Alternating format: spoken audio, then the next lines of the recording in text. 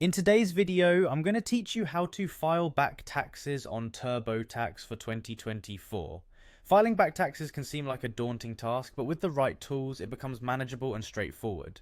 We'll break down each step to guide you through the process seamlessly using TurboTax. So whether you're catching up on a missed filing or just need to make sure all your financial records are up to date, follow along closely.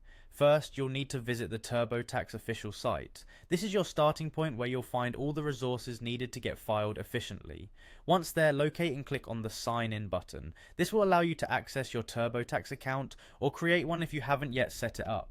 A critical note here is to ensure you're using an account that reflects your most recent tax filings to keep all information consolidated in one place. After signing in, you'll be redirected to the TurboTax homepage. This is your dashboard, giving you a snapshot of all your tax activities and necessary tools. Navigate to where it says Tax Tools. The Tax Tools section is crucial as it provides additional options that aren't immediately visible on the main screen. Here, look for and click on Tools. This action will give you access to advanced options that we need for filing those back taxes. With the Tools menu now in front of you, find the option that says Clear and Start Over. It might seem counterintuitive, but this is a necessary step if you need a fresh start when entering your previous year's tax data. Selecting Clear and Start Over will erase any data you may have entered for the current filing year, allowing you a clean slate to input your past tax details without confusion. Do keep in mind that this action is irreversible, so if you're in the middle of filing for the current year and just need to add in a back year filing, make sure to save your current progress separately.